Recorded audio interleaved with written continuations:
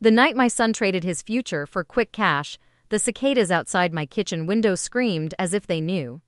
By morning, a moving truck idled in my driveway, and the woman he married raised her hand like I was a locked door she could open by force.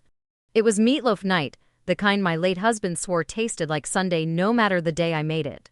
I was setting the table for one in my Decatur bungalow when my phone hummed across the laminate. "Mom," Nathan said, breathless, triumphant, traffic hissing behind him. "We did it. Sold the house. 700 grand. Can you believe it?" My fork hovered midair. "You sold it? Since when?" "Since 10 minutes ago. Cash buyers. No inspection. Brianna found them. Market's wild. It's perfect." The meatloaf cooled on my plate. "Where will you live temporarily?" "With you." The way he said it, like saying we're picking up takeout, left a hollow under my ribs. "Nathan, absolutely not. You didn't even ask. Mom, be reasonable. It's a big house and you're alone." "We're family." I stared at the wall clock, at the clean, steady second hand that didn't care who had just appended my evening. "You didn't mention this when I gave you that $300,000 for your down payment." "That wasn't a gift." He exhaled an old sigh, one he'd practiced in adolescence. "We already talked about this. You helped. We're grateful. But now we need a place to regroup." "Nathan, we signed." I stopped and pressed my fingers to the counter, feeling the cool Formica study me. "We signed an agreement." He went quiet. "You're not going to make this weird, are you?" I didn't sleep. I washed dishes I hadn't dirtied and ironed tea towels I'd already folded, and by dawn, I was staring at the pecan tree out front when the pounding started. Not a knock-out pounding. Through the glass, I saw a rental truck vining my driveway in orange stripes, my son's sedan parked haphazardly behind it. Brianna stood in athleisure and diamonds too big for mourning. She held a suitcase the color of lip gloss. Nathan smiled like he'd orchestrated a parade. "Morning," he said, breezing forward with the key I'd given him for emergencies. "We're here." I stepped into the doorframe and didn't move. "No," he blinked. "Mom, this is my home. You sold yours? You'll figure it out." I was surprised by how calm I sounded. My heart was a marching band, my voice was a metronome. Brianna's jaw tensed. "We just cleared 700,000. We're not begging. We're being practical." Practical is not spending a fortune and expecting me to fix the hangover. Neighbors materialize the way they do when something loud happens on a quiet street. Mrs. Patel's curtain stirred Dogmer. Alvarez stood at the curb with his terrier tucked under one arm like a loaf of bread. "Move," Brianna said softly like I was a chair in the wrong spot. "No, Elaine." Nathan tried again, hands up, peacekeeping.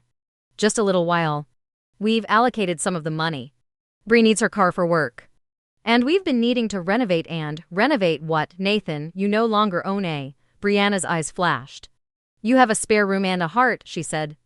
"Pick one." "Get off my porch," I said. Brianna twisted past Nathan and got in my space close enough that I could smell her perfume, a clean, expensive ocean. She whispered something I won't repeat and lifted her palm before I processed she was moving. It landed on my cheek with a crack that made the terrier yip. The sting was instantaneous.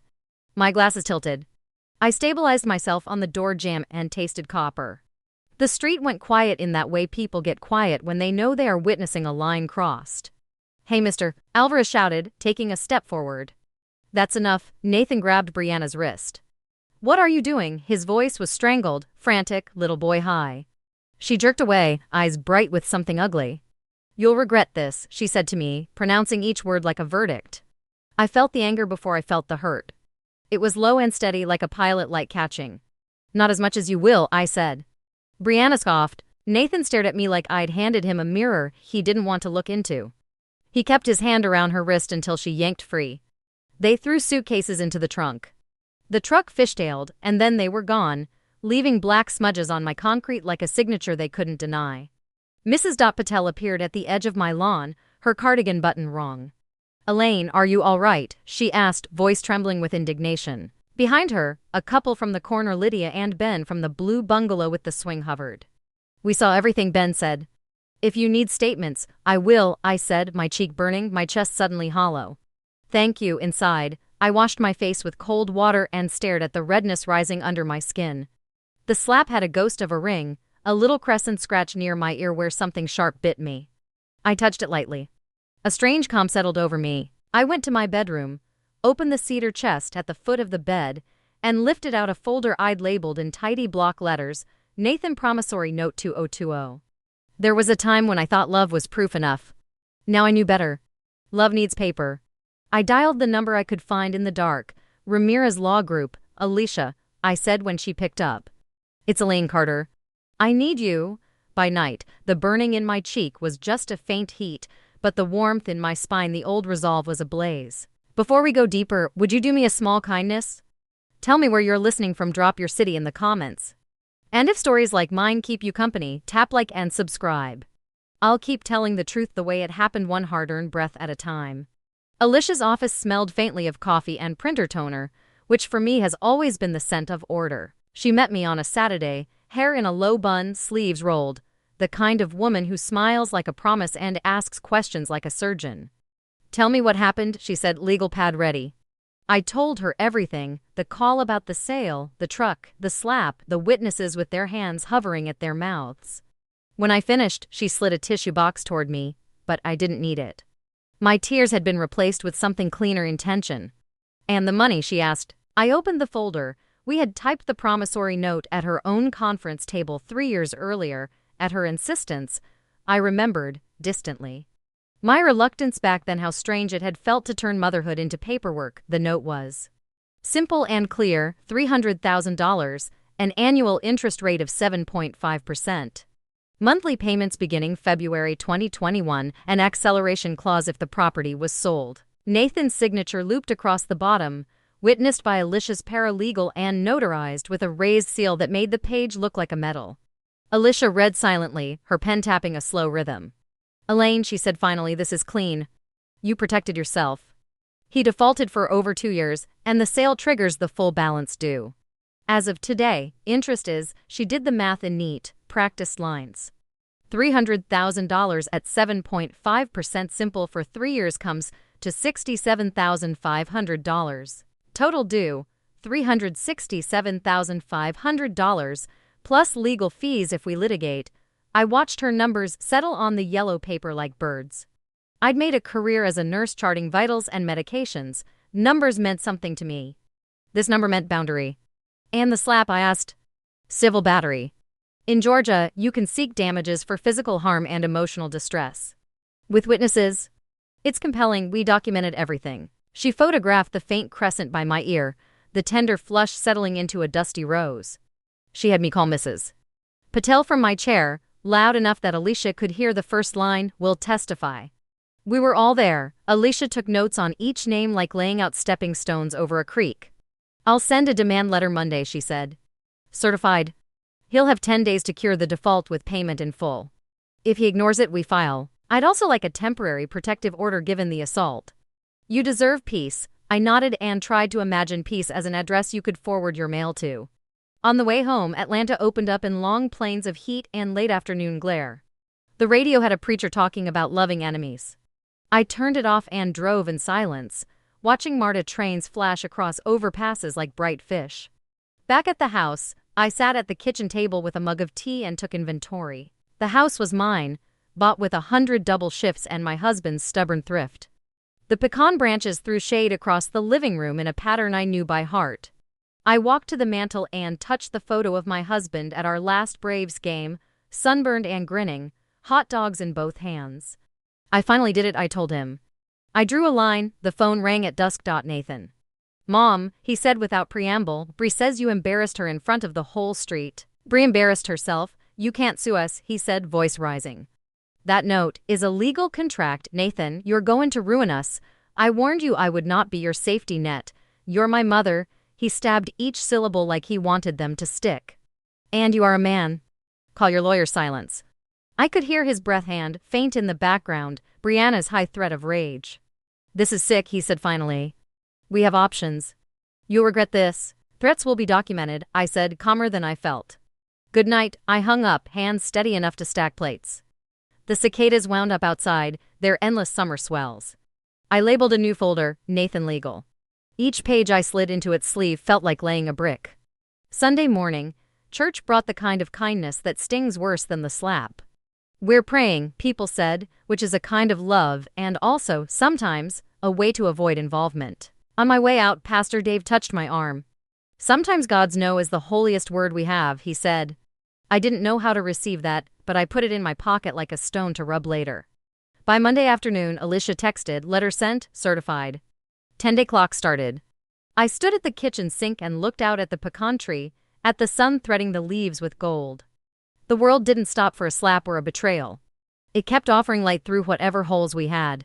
The demand letter arrived at Nathan's apartment, some sterile complex near Atlantic Station, on a Thursday morning. I knew the minute it reached his hands because my phone lit up and trembled on the table. "What is this?" he asked. "No hello. No breath." "A request for what you owe," I said, pinching my earlobe where the ache had settled into a memory. "You act like I held a gun to your head. You offered that money, I offered a loan. You signed for it," he laughed brittle. "You can't expect me to come up with 300 and whatever in 10 days. Be realistic." "I expected you to be realistic before selling your house." In the background, Brianna shouted, "Put it on speaker." The phone chirped, then her voice filled my kitchen like a mosquito. "Elaine, you're torturing us. We're getting harassed at work." Nathan's boss asked about the situation. You created this when you hit me. You're not hurt," she snapped. "You're making a spectacle. I have witnesses. I have a photograph." "The spectacle existed before I named it," she huffed. "Unbelievable. We'll fight. I'll hire someone better than whatever friend with a printer you found. Her name is Alicia Ramirez," I said. "She doesn't need a printer to win." "You're cruel," she said, and I almost laughed. Cruel is stealing someone's boundaries and calling it love. Cruel is turning generosity into rent. "We're done here," I said and hung up. I breathed into the quiet. The silence in my house has a weight I've made peace with. It sounds like the fridge motor, and the old pipes clanking themselves awake, and the pecan shells hitting the roof when the squirrels get wild. 3 minutes later, the text started. "From Nathan, you're embarrassing me." "From Brianna, you lose." "From Nathan, please. We can do $1,000 per month." "From me, I will not negotiate against myself." "From Brianna, enjoy dying alone." I took a picture of the thread and emailed it to Alicia with the subject line evidence. She called within the hour. "They're flailing," she said. "Good, let them. When people show you who they are, juries believe them." She paused. "Are you safe?" "Yes," I said, looking at the locked front door, the chain I'd only used once before the slap and now every night. "I'm safe." That evening, Mrs.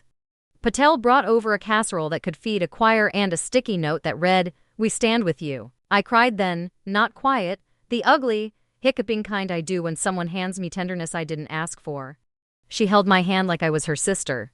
"I'm angry," she said simply. "We don't do that to elders." "We don't." I thought of my mother, who would have considered a lawsuit a failure of family. But my mother never met Brianna, and my mother never watched her grandson vanish into that teenage smirk he weaponized after 30. Sometimes the only way to save what's left is to admit what's gone. The 10 days ticked down in errands and emails. Alicia drafted the complaint like laying out bones, breach of promissory note, acceleration clause triggered, total due $367,500, plus attorney's fees and costs. Separate count for civil battery, damages for physical pain, humiliation, emotional distress. We added Mrs. Patel and Mr. Alvarez and Lydia Ann Ben as witnesses.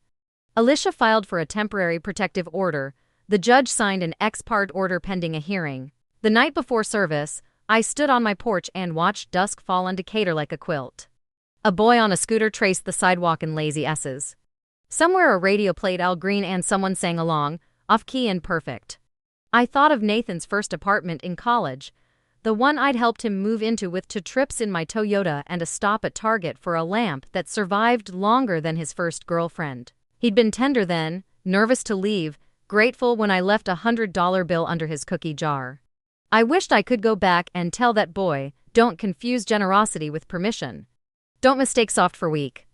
The next morning, the sheriff's deputy knocked on Nathan's door and handed him a manila envelope thick enough to be undeniable. I didn't mean to dive backward, but memory is a tide and I was a dock. After the deputy served Nathan, I sat with an old showbox of photographs I hadn't opened since my husband's funeral. Here was Nathan at 5, cheeks apple round, clutching a paper medal his kindergarten teacher had made because he'd helped a classmate tie a shoe. Here he was at 11, skinny as a broomstick, arms hooked over my husband's shoulders at Lake Allatoona, water beads clinging to his eyelashes. Then 17, smirk budding, car keys dangling, rules suddenly suggestions and curfews moving targets. I thought about all the times I had quietly cleaned up behind him and called it love. That time the landlord phoned because your boy was late with rent and I paid it rather than let him feel the low thud of consequence. That time he borrowed my credit card for gas and I shrugged at the extra charges because he promised to pay me back after payday. That time Brianna cried on my couch because the wedding venue demanded final payment and I wrote a check. And how the people clapped at the reception when Nathan thanked me with a joke about being the bank of mom. I thought I was being generous. I was being eaten. Grief is a fog that makes you grateful for any shape you can recognize. After my husband died, Nathan became a lighthouse simply because he was my only child left in the world, and when he flickered, I mistook that for light. The day of the protective order hearing, Alicia wore navy and precision. The judge listened with a patience born of repetition. Brianna sat 2 chairs down from Nathan, her eyes red and rimmed, whether from rage or crying I couldn't tell. Ms. Carter described the incident. The judge said I did. The knock. The entitlement. The slap that echoed like a snapped branch. The neighbors who stilled as if the air had become harder to move through. Brianna's attorney, a woman with a hard bob and a harder tone, objected to words like entitled and menaced. The judge overruled. Mrs. Patel spoke next, her voice sad and over steel. Mur. Alvarez pointed to the crescent scar near my ear, faint but visible under the courtroom lights. Brianna didn't look at me until it was her turn. I barely touched her, she said, tears making a track down her cheek like a sharp line drawn with a ruler. We were upset. People get upset. She's blowing this up because she hates me. That's not a defense, the judge said quietly. He granted the temporary protective order for 90 days, restraining contact except through counsel. Brianna's lip trembled. Nathan stared at the table like he wanted to find a trapdoor under his chair. After in the hallway, he looked up at me for the first time since the porch. For a sliver of a second, the boy at Lake Allatoona returned eyes wide, something like shame crossing them like a shadow of a cloud. Mom, he said, voice raw. Can we talk? Alicia tugged my sleeve gently. Not here. Not now, he swallowed. I didn't know it would get like this, he said to the floor. Things don't get like anything, I said, softer than I expected. They become exactly what we allow. I allowed too much. That stops here. We walked in opposite directions, the clack of Alicia's heels keeping me from turning around. That night, I made spaghetti, the cheap kind you can twirl with your grief until the fork is heavy. I ate at the counter and left the sauce pot on the stove for no one. When the dishwasher hummed, I opened my laptop and watched a video of Nathan at age 9 building a fort in the living room out of sheets and chairs. It's a castle, he announced to the camera, proud. We'll keep the bad guys out. I pressed pause and stared at the little boy with the gap-toothed grin and wondered what happens to good boys when their world keeps telling them their wants are needs and their mother's kindness is a fountain with no spigot. The complaint was filed. The sheriff had served. The protective order stood like a velvet rope between us. Now, Alicia said, we wait for their answer or their panic. Either works. Panic arrived first. Nathan's voicemail on a Saturday night was a tight coil. Mom, please pick up. Then a text from an unknown number. This is Daniel Price, counsel for Nathan Carter and Brianna Carter. We would like to discuss settlement. I forwarded it to Alicia. She called me on Sunday morning while I was thinning the zinnias, my hands dirt sweet and wet. Price is green, she said. Fresh out of law school. They don't want to go to trial. They want a plan. We'll meet Wednesday. Will he bring Brianna? I asked. They can, but with the protective order, she'll need to stay in a separate room or appear by video. We will control the room. Elaine, you're not alone. The day before the meeting, rain pelted Decatur like it was washing something off. I spent the afternoon pulling documents. The promissory note, the payment history, blank pages where checks should have been. The bank records showing the transfer I made 3 years ago, the day I learned every wire is a cord you hope doesn't strangle you. I also printed photographs, my cheek that morning. The little crescent smile at my ear. Alicia said that juries don't need bruises to see harm. Sometimes they just need proof that a person thought they could put their hands on you and name it love. At the conference room, Daniel Price had the energy of someone who'd read about negotiations in a book on the way over. He shook Alicia's hand with both of his and said ma'am in a way that made her eyebrow arch. Nathan sat across from me, unshaven, eyes circled in purple crescents. He had lost 10 pounds of arrogance and gained 10 of dread. Mrs. Carter, Daniel began, flipping a legal pad to a fresh page as if the paper itself could change what the numbers said. My clients want to resolve this amicably, I bet, Alicia said, unsmiling. We propose, he continued, a lump sum of $40,000 within 30 days, then monthly payments of $1,500 until the principal is satisfied. Alicia didn't even reach for her pen. No, she said. The note is clear. Principal and accrued interest, $367,500 due now. Plus my fees and costs. Plus a separate civil damages amount for the battery. We can discuss a brief timeline, but not the math. Nathan stared at his hands. We don't have that kind of money. You did, I said before I could stop myself. You had $700,000 kind of money. What happened? His jaw tightened. Life, he said. Life doesn't require a Porsche, Alicia murmured. Nathan's head jerked. I watched something give up collapsing and simply collapse. Daniel cleared his throat. What number would resolve both matters? Alicia pushed a sheet across the table. $367,500 on the note within 60 days. $50,000 for the civil battery and emotional distress. Apology in writing. No contact outside counsel for as long as the protective order stands. If they default, we execute on assets, car, accounts, future wages. Daniel's pen hovered like a hummingbird. That's steep. That's called consequence, Alicia said. And it's lenient. A jury could go higher. Nathan finally looked at me. The expression on his face was not anger, not manipulation. It was something older, a wash of tired that made him look like my father the day he retired. Mom, he said, voice hushed. I can't breathe. You will, I said. You'll breathe when you stop lying to yourself. We broke for them to consider. Alicia and I walked the block, Summer pressing on our shoulders like a sleeping cat. Do you think they'll agree? I asked. They can't afford not to, she said. There's nowhere else for them to fall. When we returned, Daniel's paper was damp from the sweat of his hands. We need 48 hours, he said. We'll try to liquidate assets and secure a bridge loan. We'll respond by Friday. Back home, I stood under the pecan tree and watched a squirrel scold me from the lowest branch like I'd wandered into her living room. Go ahead, I told her. Tell me to share space. She flicked her tail and ran in circles as if to say, you can be generous without letting anyone know your house apart. Waiting stretches time until every minute shows its bones. I scrubbed the porch. I reorganized the pantry by color like a woman auditioning for a brochure. I took a walk past the little free library and left a paperback mystery and a note that read, It's okay to turn the page. Friday at 12 p.m. Daniel called. We can do it, he said. We accept your terms. We need 60 days. Alicia's voice came through a second later on my other line, already in motion. We'll paper it. Escrow through my firm. Apology by Monday. Protective order remains. If they default on the timeline, we pull the pin. I didn't cheer. This wasn't joy, this was a tendon returning to its bone. The apology arrived Monday morning as a PDF. I read it once, twice. It was stiff the way apologies written by lawyers are stiff, all we acknowledge and we regret. Then, at the bottom, a line that was not Daniel, I was wrong to touch you. I am ashamed.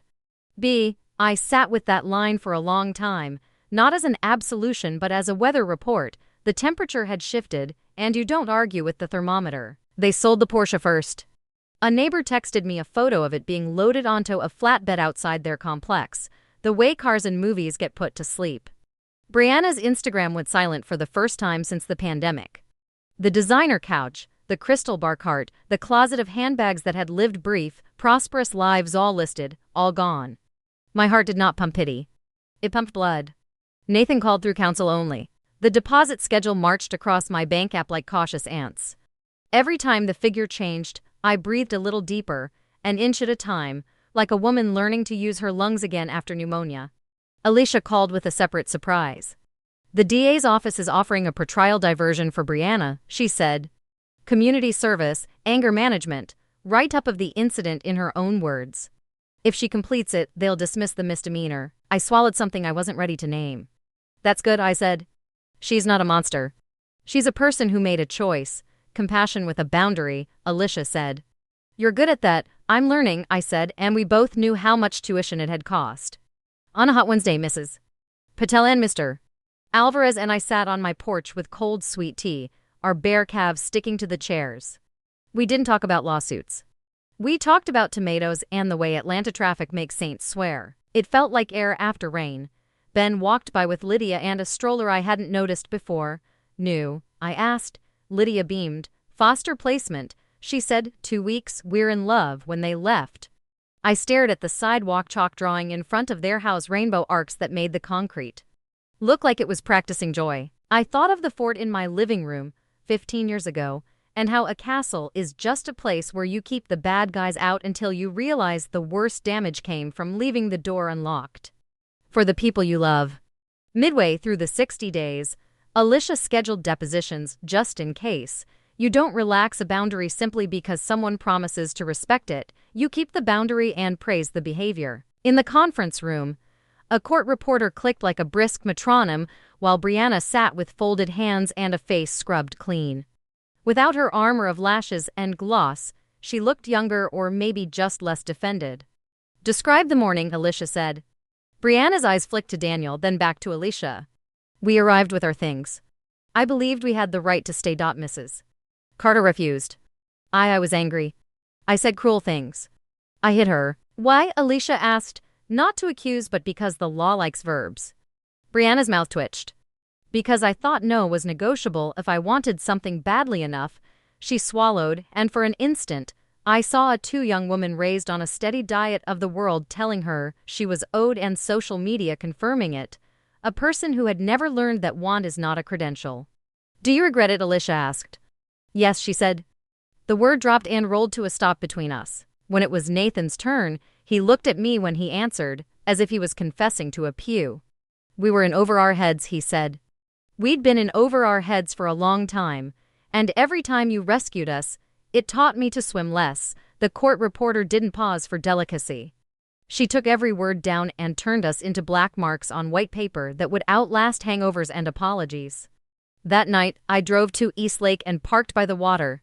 The sky was a bruise fading to peach. A man taught his daughter to cast a line, his hands around hers, guiding the motion with that combination of control and letting go that parenting requires. I watched until the sun slid behind the trees and the lake swallowed the light, and the little girl yelled, I got it. And the father laughed like a man who'd just witnessed magic that turned out to be simply practice.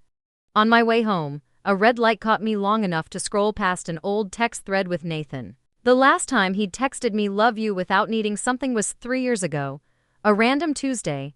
Thanks for dinner, love you, good night. I held my phone and whispered it back to the empty car, not to the man he'd been lately but to the boy who had once meant it with his whole walnut-sized heart. With 2 weeks left on the clock, the money trail picked up pace. Transfers hit escrow like beads dropping. Alicia texted, almost there. Don't exhale yet. I cooked. I made my mother's chicken and dumplings and ate it over to nights like nostalgia was vitamins. I found a loose floorboard under the hall runner and fixed it with 3 nails and a stern look. I bought a motion-activated porch light because the old one blinked like it had secrets. Then the unexpected, a letter.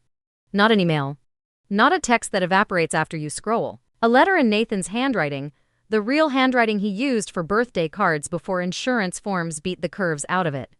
I placed it on the table and stared at my name. Elaine, not Mom. I felt the first pinch of grief and told myself, good. Grieve what's honest. I opened it with the good opener, the one my husband bought me our first Christmas, brass and unnecessary. The paper smelled like the recycled bins we begged our elementary schools for. I don't know if I should call you that right now. I don't know if I've earned it. But that's what you've been my whole life, and I'm trying to be a person who says true things. I was wrong. I was wrong for the money, for the house, for the lie I told myself that your help meant I didn't have to grow up. I was wrong for letting Brianna drive us when I should have set the brakes. I was wrong for thinking family meant safety net. I was wrong for not protecting you. I'm paying what I owe. We're selling what we bought to look like people I thought we were supposed to be. I don't know what it looks like on the other side of this. I hope it looks like being the kind of man you can let in your house again someday. I'm not asking forgiveness. I'm asking for time. Nathan, I read it 3 times, then put it back in the envelope and tucked it into the cedar chest with the promissory note, which felt full circle in a way that made my chest ache. I walked to the sink and ran water and washed a single plate, my movements careful enough to be prayer. If forgiveness is a house, mine had one window open and the front door locked. That would have to be enough. The next morning, I saw Brianna on campus at Emory, where she works in an office with a title that sounds important.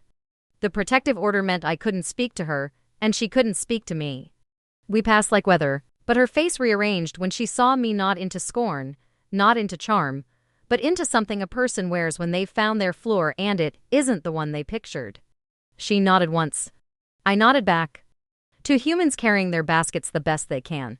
60 days to the hour, Alicia called from a number I have saved under a tiny gavel I drew myself because I am 70 and have earned the right to be corny. It's done, she said. Funds cleared.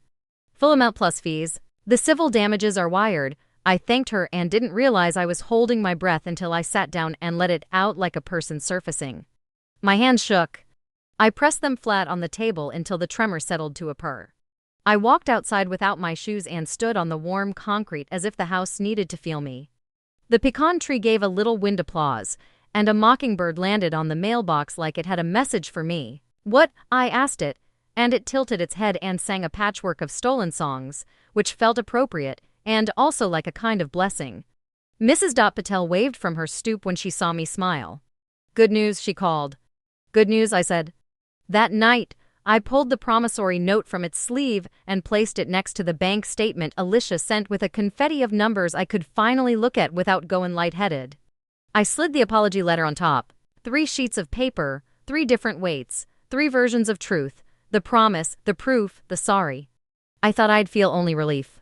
Relief arrived, yes, but it brought friends sadness for the time I'd lost staring at a phone waiting for a son to be a man, anger at myself for every tiny chore that added up to a lifetime of okay. Tenderness for the woman I had been who thought she could love someone into integrity. I spent the next morning at the DMV because I am unromantic and happiness for me is sometimes crossing something off a list. I updated the title to my own car, something my husband's name had shared since he died, and when the clerk stamped it with a loud thump, I heard the sound in my bones like a bell calling me back to myself. In the afternoon, Alicia and I met for coffee that tasted like walnut shells and butter. You did it, she said. We did it, I corrected. You gave me a spine and a script. You had the spine, she said, smiling. I just turned on the lights. We talked about the practicals.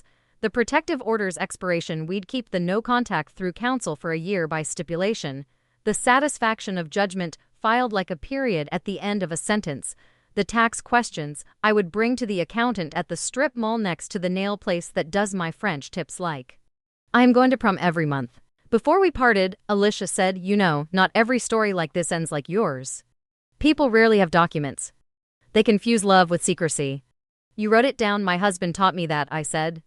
Write it down or it didn't happen. On the way home, I stopped at a plant store and bought a crepe myrtle sapling. I dug the hole in good soil, sweat down my back, knees wet and gritty, and planted something that would take years to be what it was meant to be. Patience looked better when I was holding a hose. A week after the final deposit, I woke at 5:17 a.m. to a storm that shook the house like a hand and the power clicking off with a practiced sigh.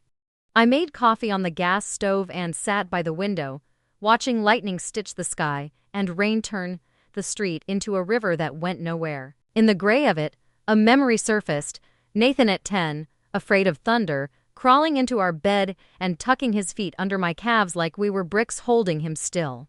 My husband would joke, we got us a scaredy cat, and Nathan would burrow deeper, and I would hold him, and the storm would pass, and we'd all get up later to a world that had been rinsed. My phone buzzed once on the table. It was a text from an unknown number, but the words were Nathan's. I heard you planted a tree. Good. No request, no plea, just that. One typed and erased 3 responses. I settled on, it's for shade. Shade is earned. 3 dots appeared, then vanished, then appeared again. Finally, I'll start earning. Not for you, for me. But maybe you'll see. Maybe, I wrote. I'll be here. The power came back with a cough. The house blinked awake, modest and opinionated. I washed last night's dish and put it in the rack like proof that small systems, tended, hold. A month later, I went to a Braves game with Mrs. Patel and her sister because sometimes the heart needs peanuts and a 7th-inning stretch. We ate hot dogs and sang that silly song and booed the umpire with the righteousness of people who don't need to be right about anything else. On the big screen, they showed shots of kids with face paint and granddads in jerseys older than me and a soldier home on leave kissing his wife like a man who just remembered air. I cried in the row and no one asked me why. When I got home, there was a package on the step. No return address, only a small white box. Inside, a vase made by nervous hands in an adult pottery class, not quite symmetrical, glazed a shy blue. A note for the crepe myrtle. I placed it on the mantel beside my husband's smiling face, and the promissory note recycled as a bookmark in a cookbook, because I have decided that paper once used for pain can hold recipes for sweetness. I put a snip of the crepe myrtle in it, a green, living thing that didn't ask forgiveness for taking up space. I don't know what will happen with Nathan. I know only what is true now. The money was returned, the apology was written, the slap turned into a story I can say out loud without leaving the room. I have a lawyer who picks up, a neighbor who bakes, a porch that faces a street where people make their own weather and share their umbrellas. Some days, I hear the knock again in my spine and the truck in my blood and the ring on my cheek that felt like a brand. On those days, I make dumplings and open windows and let the pecan tree speak. It says, hold fast and bend. I tell my husband's photo about the game and the new vase. I tell the fort video boy that castles are for keeping yourself safe first, then deciding who stands at your table. I tell myself the truth. Kindness without boundaries is hunger. Love with a contract is not less love, it is love that plans to last.